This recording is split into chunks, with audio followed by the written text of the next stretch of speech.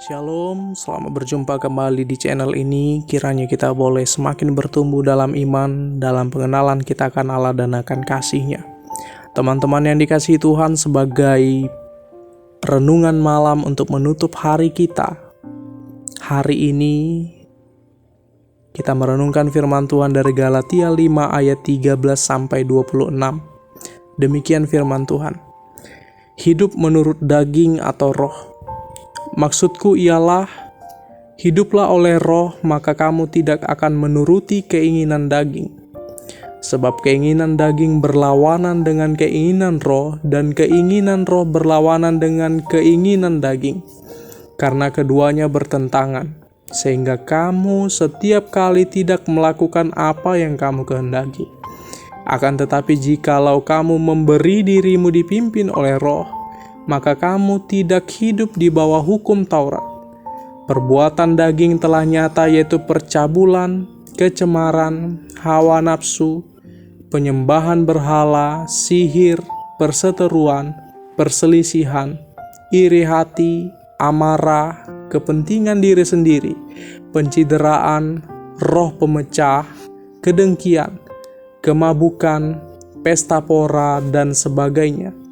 Terhadap semuanya itu kuperingatkan kamu seperti yang telah kubuat dahulu, bahwa barang siapa melakukan hal-hal yang demikian, ia tidak akan mendapat bagian dalam kerajaan Allah. Tetapi buah roh ialah kasih, sukacita, damai sejahtera, kesabaran, kemurahan, kebaikan, kesetiaan, kelemah lembutan, penguasaan diri. Tidak ada hukum yang menentang hal-hal itu. Barang siapa menjadi milik Kristus Yesus, ia telah menyalibkan daging dengan segala hawa nafsu dan keinginannya. Jikalau kita hidup oleh roh, baiklah hidup kita juga dipimpin oleh roh. Dan janganlah kita gila hormat. Janganlah kita saling menantang dan saling mendengki. Demikian firman Tuhan. Teman-teman yang dikasihi Tuhan, sesungguhnya setiap orang percaya memiliki satu peperangan di dalam dirinya. Peperangan itu bukanlah menghadapi musuh-musuh yang kelihatan, bukanlah menghadapi orang-orang yang berbeda paham, bukanlah menghadapi orang-orang yang mendengki dan membenci, tetapi peperangan yang lebih penting, yang sesungguhnya harus terus dilakukan oleh setiap orang percaya, setiap anak-anak Allah, itu adalah peperangan melawan kedagingan.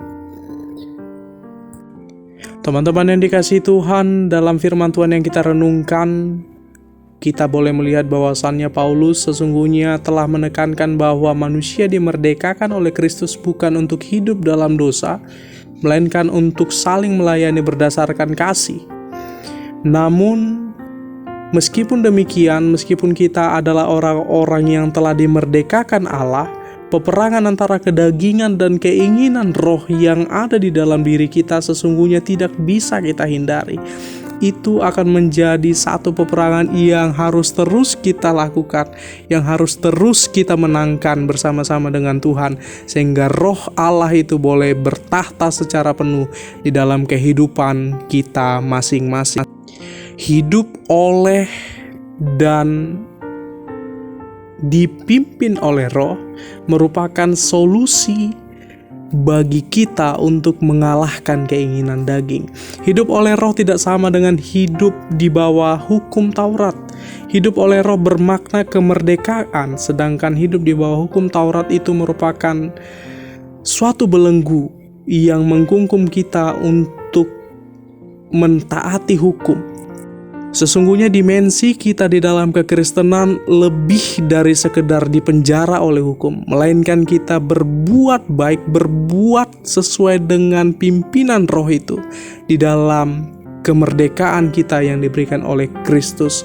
Sesungguhnya teman-teman, kepatuhan seseorang kepada pimpinan roh dalam hidupnya merupakan penawar racun bagi segala penyakit kedagingan yang kita boleh sama-sama lihat teman-teman di dalam firman Tuhan yang kita renungkan ini secara khusus di ayat 19-21. Bila orang percaya kepada Kristus dan melakukan kehendak Roh itu, menaklukkan diri di bawah kepemimpinan Roh Kudus itu, maka ia akan mengalami sebuah perubahan radikal dan akan menghasilkan buah-buah Roh. Hidup menurut Roh akan termanifestasi dalam kerukunan dan keharmonisan di antara orang-orang seiman. Hal ini bisa kita lihat teman-teman di ayat 25 sampai 26 yang menutup firman Tuhan yang kita renungkan malam ini. Teman-teman yang dikasihi Tuhan, ini memperlihatkan kepada kita bahwa tunduknya seseorang pada pimpinan dan arahan Roh akan terlihat dalam sikap hidup keseharian yang menunjukkan ketaatan pada kehendak Allah, dan salah satunya akan terlihat dalam sikap serta kerukunan seseorang dengan saudara-saudara seimannya. Oleh karenanya teman-teman yang dikasihi Tuhan, sebelum engkau menutup matamu dan beristirahat di tempat tidurmu pada hari ini, saya mengundang engkau untuk berdoa secara pribadi, menjumpai Allah, dan meminta Roh Kudus-Nya leluasa bekerja di dalam kehidupanmu, memimpin dirimu menghadirkan damai itu di tengah-tengah kehidupanmu. Tutuplah harimu dengan berdamai pada sesamamu. Selamat memasuki hidup yang baru di dalam pimpinan Roh Kudus Tuhan. Tuhan Yesus memberkati.